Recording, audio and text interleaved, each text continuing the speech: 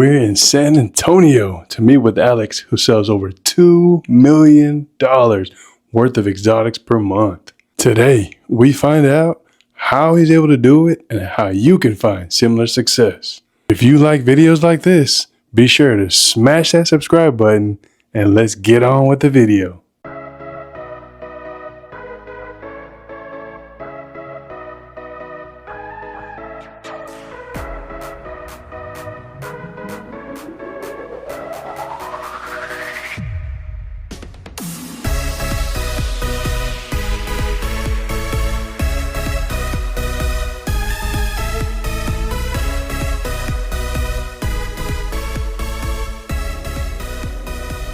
We are here today with one of the best sales managers at the biggest Lamborghini dealership in the country, Lambo Alex. Alex, how are you today? I'm doing well. How are you today? I'm doing great, man. Thank you so much for fitting us in your busy schedule and allowing me to show this to my community on social media. Yeah, it's been amazing. When you reached out to me originally and you asked if I was up for it, I was totally excited about it because not many people get to see this side of the dealership, like the background and all. So for those who haven't met you yet, can you tell them what your name is, what you do for a living, and how long have you been doing it? So my name's Alex Herrera, and I am currently here at Lamborghini San Antonio, and I'm helping run the store. Me and a few of my buddies here run Lamborghini San Antonio, and we helped open up Lamborghini San Antonio.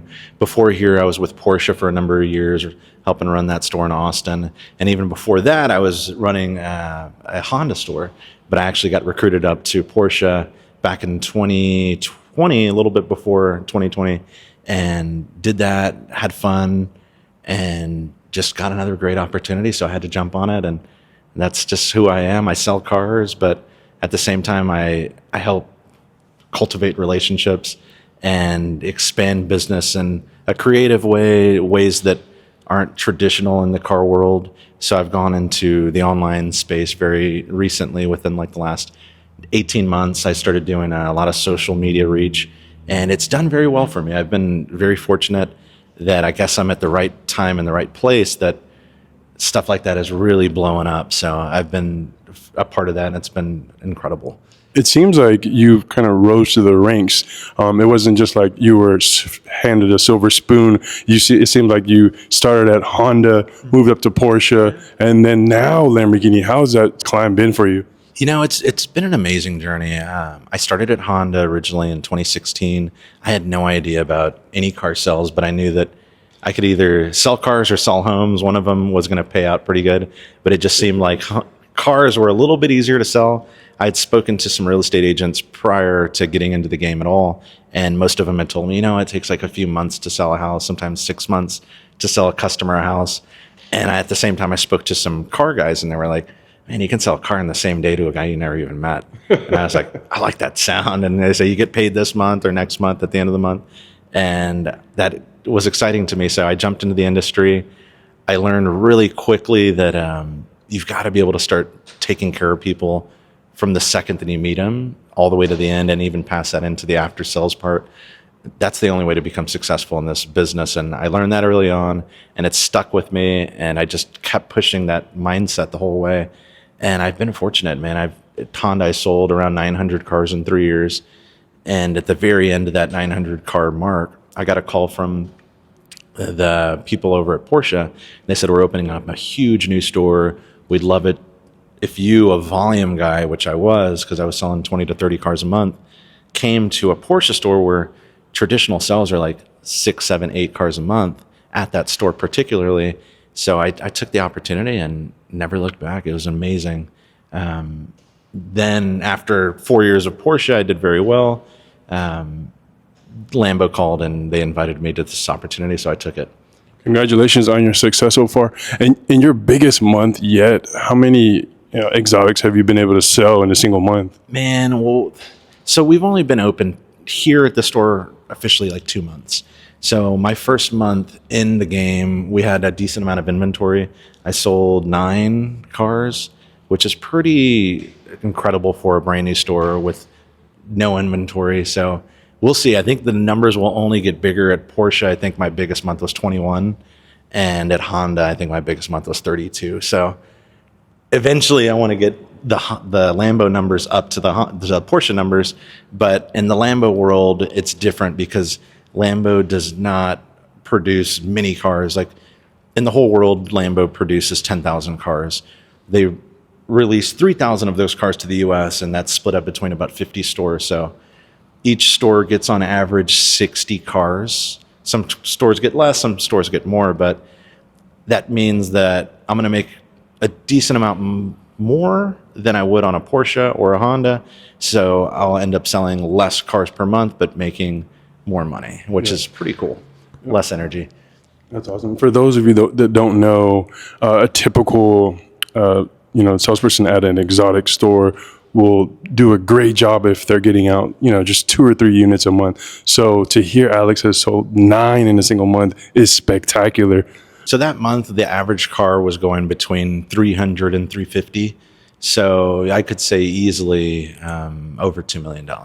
Nice. And that's pretty typical. At Porsche, I think selling 10 to 15 cars would yield you, at those price points, 100 to 150,000 average. You'd be in the 2 million average if you're kicking butt. But over here, you can sell 8, 9 cars and you're doing 2 million, which is amazing. So there's a lot less effort and energy needed, but I feel like the relationships are even closer because you have more time to give to the customer, to really hone in on their needs and anything that is necessary to make that experience incredible. So the number is smaller, but it's definitely more personalized. Yeah.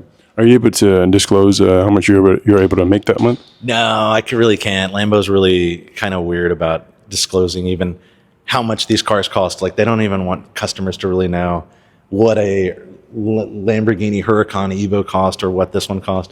So they're pretty secretive and private about all their numbers. But I'll tell you that I definitely made more money here than when I was at Porsche. And I was doing very well at Porsche. I mean, it wasn't unusual to do $20,000, $30,000, or $40,000 in a month selling cars. Before great success is reached, like you kind of are doing now, there's usually typically a big motivation that pushes somebody. What are some events that occurred early on in your life that has pushed you to persevere like you do now? I think it started really in high school. I actually went to high school here in San Antonio, up here at a place called O'Connor, which is in Helotes. So the area right there is pretty nice. There's a lot of nice homes. There's a lot of affluent people who made very good money. And my family did well, but there were some families that did very well, and I had never seen that level of wealth before. So I think that early exposure helped me realize that there was more than just kind of what meets the eye. So I started doing some digging. I started meeting some of these people. At one of my first jobs, I was working at Nordstrom's, and you really get to touch base with these people and get personal with them and hear their story, hear the struggles, hear the journey. And after you hear that enough times, you start to feel like, well, if they can do it, I can do it. So in my case, me and some buddies were looking into a startup, trying to expand that, trying to do something in the robotic space. And in order to get that business off, we needed to get official jobs that made good money instead of trying to get investors to invest into a company that needed like hundreds of thousands of dollars to build little micro robotic boxes that sold groceries. So me and my 2 buddies went and got some pretty good jobs. And in that time, I said, I can either go into real estate or I can go into car sales, because they both were paying well at the time. So I took the car sales route. I never looked back.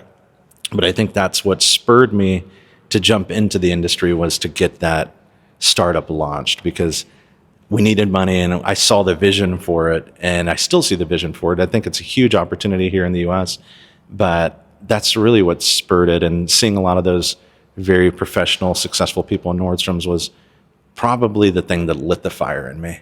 So Alex, what is your favorite part about what you do? Definitely meeting the people. So in this unique position that I am, I get to meet the people that buy these cars. So you can only imagine the guy or the gal who can come in and spend $400,000 on a car, the type of person that they are and the type of journey that they went through. So I think that is the best part of this job, is meeting with those individuals and getting to be one-on-one and understanding the personalized reasons why they are where they are. And you can understand that they got to that level because like objectives A, B, and C were all done right. And you can almost mimic that yourself if you wanted to. But in doing this, I get to meet so many people every single day and every single week that just come in. Sometimes they're not even wanting to buy a car. They're very successful. They live in the neighborhood. They just want to see a Lamborghini. But since I am the person that they have to meet, I'm kind of like the bottleneck. They have to essentially, the buck stops with me. So I get to meet him. I get to build a relationship. And think about the owner who built this whole place for millions of dollars. Mm-hmm. He will never get to get that one-on-one time like I will. Like most people don't even know who that is, but I'm in a fortunate position that I get to be there one-on-one. I get to get the phone number. I get to get invited to the parties. I get to meet their friends. So I think I'm one of the luckiest guys in San Antonio just because of that opportunity to meet these people. That's awesome. Can you give us the story behind, in recent memory, one of your customers that kind of started from nothing and been able to be so successful that they could come in here and get one of these Lamborghinis from you?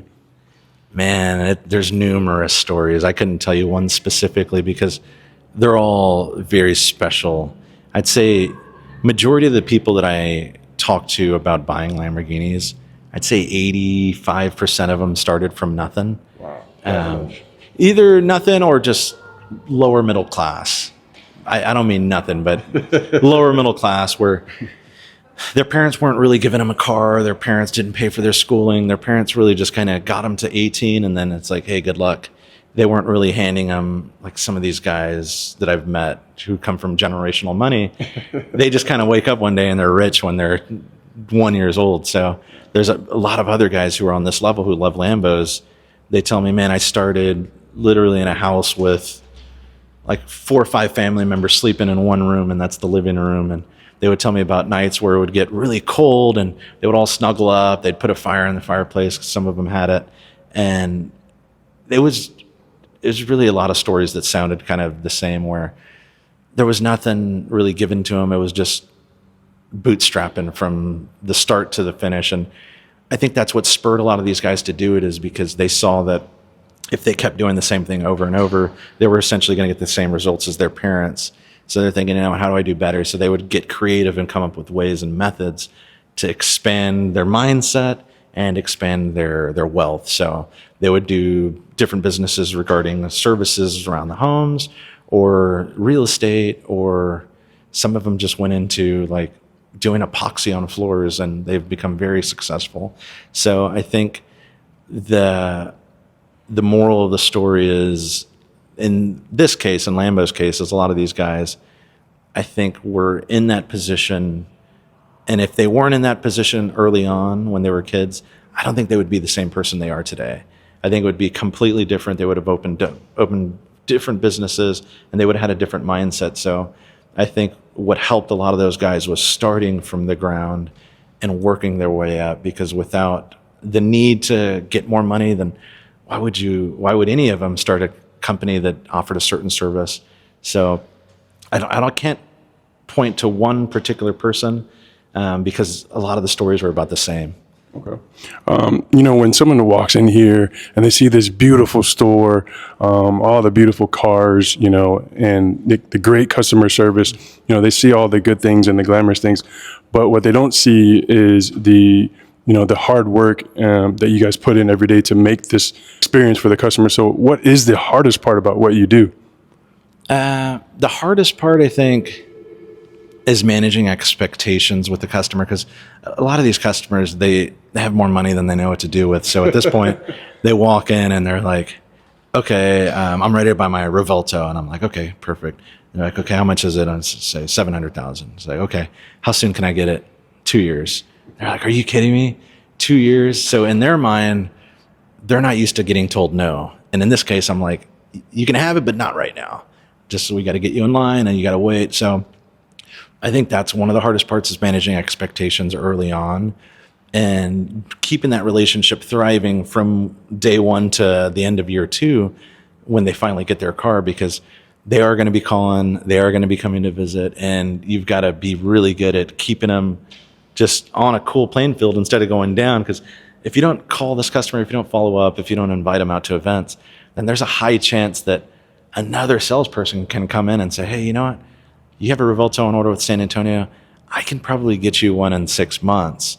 What do you think about that? And at that point, the customer can make a decision, stay with Alex and Lamborghini San Antonio, or go to this small store where I don't really know the person, I don't know the store, I don't have a relationship, but I can get the car immediately. So in that case, we've got to figure out how to keep them at least interested in waiting that long and in order to get that car. So I think that's one of the harder things, but there's another part of this business is all the details.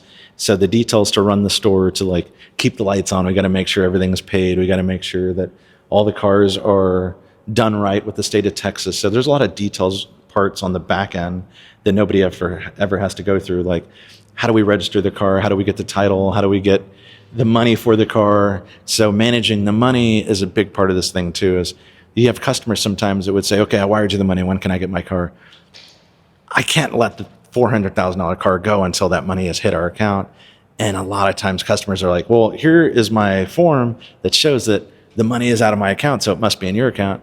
But when you're doing wires, sometimes it takes 4 or 5 hours for the banks to agree that, okay, this is not fraud, number one, and this is a legit deal. So that's another part of it, is handling the money. Sometimes we're waiting on banks to send money for the car, but the customer wants to take the car. So managing that expectation too is probably pretty difficult, because we're talking $400,000 or $500,000, $700,000 deals sometimes. You bring up some very good points. A lot of times people will actually fly past, 10, 15 exotic dealerships just to come and see you, Alex. So what have you done so well to separate yourself from the competition? I think what separated myself was the social media aspect. For so many years, I was afraid of getting in front of the camera. I was afraid of like putting myself out there, sounding stupid in certain videos, but I just did it. I started recording videos for customers that lived out of state in California who were looking at certain cars. I would send a video on my phone and it would come over through text and it would be kind of blurry. So I'd say, hey, you know what? Let me actually just use a professional camera, film it, put it on YouTube so that the customer in California can see it. And in doing that, the customer would see it, but since it's on YouTube, other people would see it too. So other people started watching the videos and commenting and saying, oh, this is cool. They had questions. So I was like, okay, let me do another video. And then let me do another video. And then one day I was like, you know what? I think I'm going to get on Instagram. And so I jumped on Instagram and I jumped on TikTok and I started loading videos online, and people resonated with them. And I felt that people were able to connect with the salesperson in a way that they've never done that before. Because traditionally, when you think about salespeople, you think, oh, they're scummy guys, they're hardcore, they're high pressure. So when they were able to see a person like me, who's just a normal guy, be pretty easygoing, I have some information that's pretty valuable, but I'm nice in most regards. I think that the customers from wherever they were, whether it's Florida or New York or California, I've sold cars to Idaho, South Carolina, North Carolina. I mean, those customers can essentially build a relationship with you without you ever having to speak with them, because they feel like they watch all their videos, so they start to know you and they start to know your characteristics and your mannerisms. So they build a friendship with you without ever meeting. So I think that was what helped myself. So when I have a customer come in and say, hey, Alex, I've been watching your stuff for a year or since you've started at Porsche, that relationship is a lot warmer. So I can tell them something and they can take it and believe that it's honest, and they'll take my opinions and they'll really utilize them in their builds and some of the customizations that we've done. And when I tell them like a certain lease payment, or I tell them this or that, they'll trust it. Or if I'm dealing with a guy in California who's been watching my stuff for the last year, he can send $300,000 my way and understand that it's going to get into a successful, legit business. It's not a scam. So I think that is another way that I win, is because imagine if somebody's calling me and they know me from YouTube or they know me from Instagram, versus someone's calling a guy down the road who they don't even know, but that person down the road has the car. Are they going to be more inclined to send him money who they don't know, or me money who they do know? It's probably going to be myself, because they're like, okay, I know this guy. I know he's legit. I know where he lives. I know where he works. So let's just do it that way. And I think that me going in front of the camera more and getting more FaceTime allows people from all over the whole world to follow my journey and follow my story, understand who I am. Because on average, I'm getting anywhere from 5 to 7 million views a month. I've had months where I'm getting 20 million views a month. So you can only imagine how many people have seen my face and how many people have seen what I do and understand what I do, and essentially have some level of trust for myself. And that makes business a lot easier. Whenever the customer trusts you, then the deals flow a lot smoother, versus when a customer doesn't know you, you essentially have to start from scratch. Hey, I'm Alex. Here's what I do. Here's where I'm from. This is what I'm about. This is what I believe. I will take care of you in the long run. But it's all words until they actually see me do it. But when people see me on YouTube and on these other videos performing day in, day out, and they see the content's well, it's resonating, I respond to everybody, they can understand, okay, this is a legit guy, that he's not going anywhere. I can trust that I can place an order, in 2 years he'll be there, and in that 2 years he'll take care of me, and even after that he's going to take great care of me. Congratulations on leveraging social media like the way you have. And more importantly, congratulations on finding a way to build rapport and build trust. Because like Alex says, trust is everything in this game. He's got people that he sold a car to years ago who to this day look him up. And that's really the key to success. A big thing that buyers deal with is after they buy the car, they need to be able to trust that person will take care of them with questions and problems that come up. So congratulations on that. Lamborghini is ultra selective on who they choose to represent their brand. So what were you able to do to give yourself the best fighting chance to win this role? That's a good question. I got to ask the owners about that. But they were interviewing, I think, about 5 guys that they had their eyes on, and they were from all over the country. Luckily, I was one of the closest guys in Austin. So the difference between me and the other 4 guys was I was on social media, they weren't. We all had similar successful track records with past sales. Like at Porsche, I probably moved in the neighborhood of $60 million in the time that I was there, since 2020. But other than the money part, they saw the social aspect. They saw that I was a guy who already had millions and millions of views online, and that resonated with them, especially in the day and age we're at now. You can open up a brand new store and you can put 2 guys that don't have any social media experience, and you're going to struggle, I believe. You're going to struggle in the first year or 2 years getting that thing off the ground and getting the views of that dealership up. So if you can bring in somebody like myself who is already knowledgeable in social media, it was very easy for them to say, hey, you know what, let's choose this guy. So if we put this variable, which is a guy who's already on social media, so he's successful, tag teamed with the car that's already done very successful, you set yourself up for a success that's unlike any other success on a brand new store. So I think going forward, other dealers and manufacturers may be able to study the method that we've used to team social media up with a brand new store and a good brand, to launch other stores in the future. So I think going forward, I think stores are going to look at opening up a lot differently, because on our grand opening just a month ago, we had over 400 people in a new city where I'm not even from come to the store, when in reality it should have been like 100-person party max. But just because of my network that I was able to leverage, and Doug Cox, who's also the GM of this store, he has a pretty good network that he leveraged, and so is JR, my other sales guy. We all leveraged our networks and brought together an incredible party, which in Lambo's eyes, they said it was one of the greatest grand openings they had ever seen. So we even had the CEO of Lamborghini World Global come in and visit. I actually picked him up on his helicopter right next door. So I think that me being on social media was the game changer, because I think if I wasn't on social, I would not have been the top contender. I would have probably just been kind of in the sea of good sales guys that are out there. But I think social media really put me at the point of the spear. How can someone that's looking to get into this industry at this high of level go about doing it? You got to start somewhere. And like I tell everybody that DMs me on social or they meet me in person, they're trying to get into the industry, I tell them, start on the volume level. So start at a good brand. He's successful. Like in my mind, Honda, Toyota, Subaru, even Hyundai, those 4 guys, they sell a ton of cars and they traditionally have good customer service. So if I were starting out, I would start at one of those 4 brands, try it for a year or 2, because you have to get the process down. And in doing the volume business, you get to meet with a lot more people than you would meet at like a Mercedes or BMW store. So definitely get involved at the volume level. And you'll find that you're going to pick up the process in 3 months. And in 6 months, you're going to feel like an expert. And a year from now, you'll be able to run the whole store. So start there, because you're going to be able to meet so many people. I mean, my first year selling Hondas, I was probably selling 275, 300 cars in that first year. And I didn't know anybody. I didn't know anything about the business. I just really wanted to hustle. I really wanted to make a lot of money. And in the first year, it's really all about that. The second year, you find that if you really want to be successful, you got to start understanding how to love on people and how to love dealing with people. So I loved both of those. I love dealing with people. I love meeting with people. So that was a big plus for me. So if you get into the industry, understand that you've got to love people. They won't go hand in hand, and you won't be successful if you're not. 275 to 300 cars a year. Guys, that is not typical, not even close. So I hope you guys are paying close attention to these tips and he's giving you, because he's taken years to learn them. Alex, can you take us through a,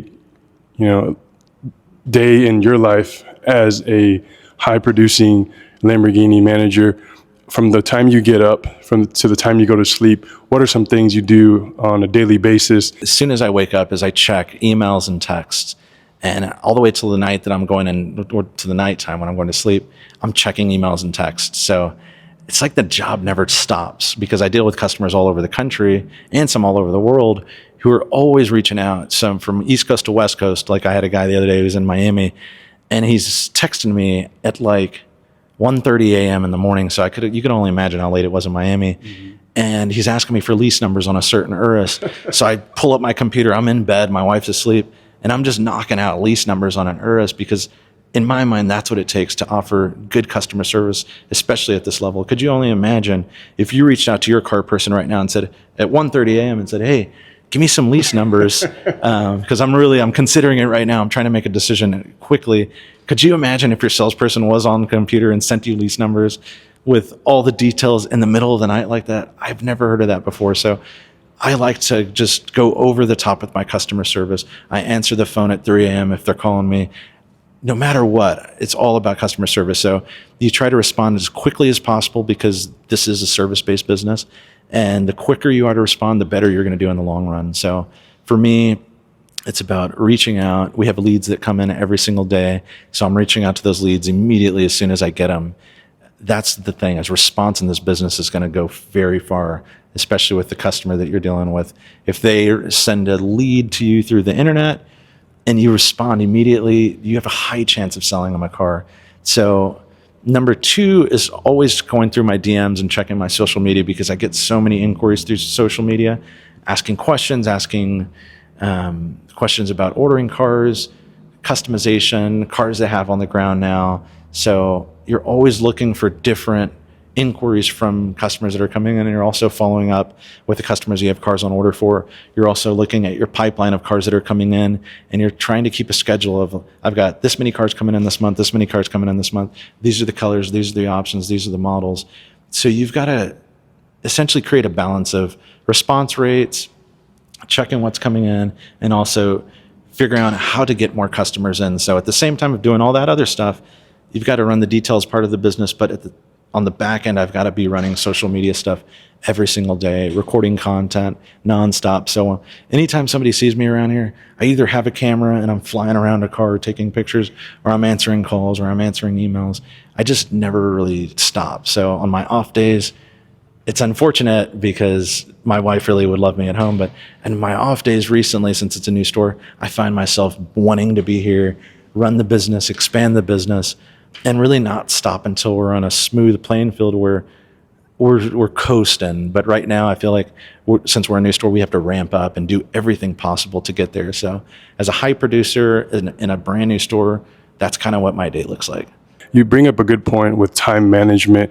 You seem like you're juggling a lot of things throughout your day, but somehow you still keep in your mind that the urgency of getting back to the customer immediately is of the utmost importance. Because if you forget about that aspect of it and you're not responding to those customers immediately, time will get away from you and you'll forget. And then the next day comes and then they're like, hey, I sent an email or text to you.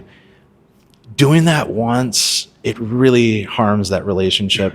They think about you differently, and it sounds crazy, but think about it. You text somebody or you email them, and you're waiting, they're expecting a response, and then you don't get nothing. You get nothing. You get nothing. Then the next day they reach out, sorry, I forgot about you. What's going on?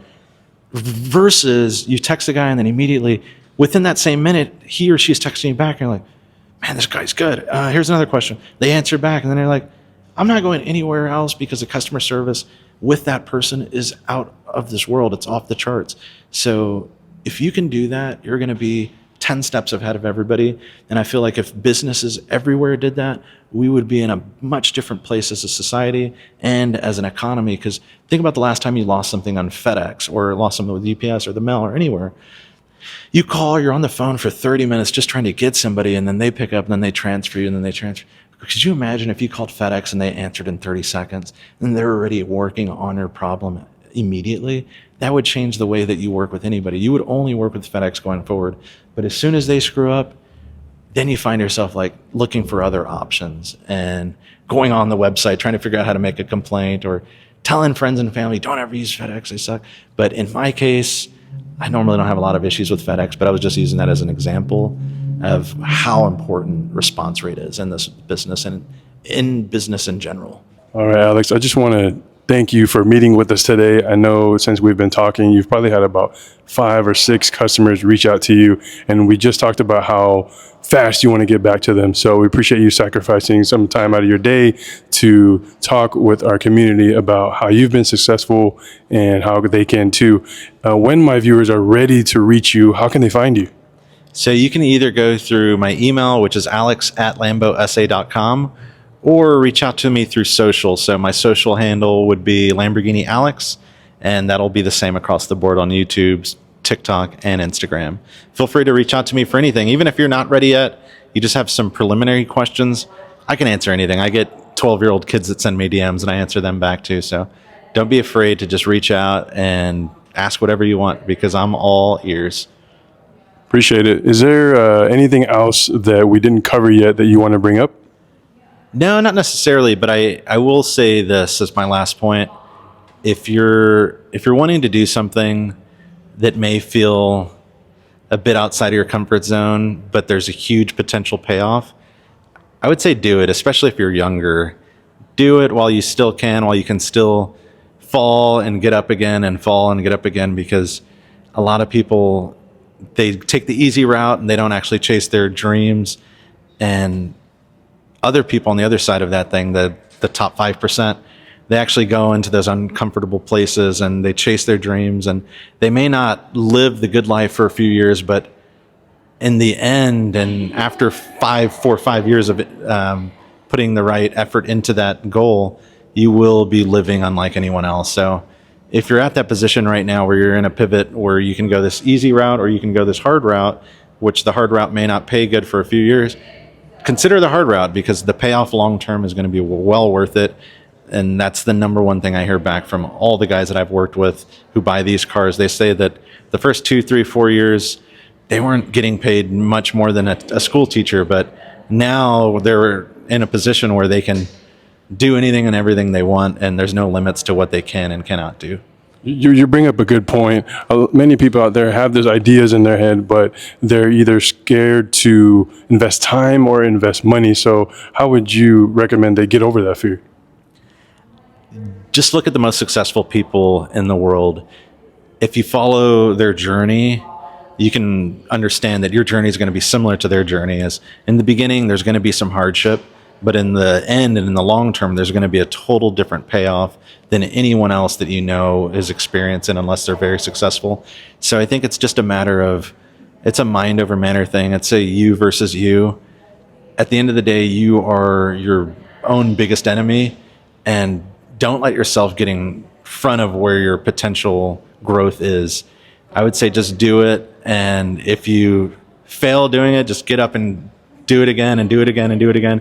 Because the most successful guys I know have failed over and over and over. And it sounds pretty cliche, and it sounds like people oversay this. So what I'm saying right now is just, you've got to fail to understand what winning is. And if you're not failing, then you're not winning.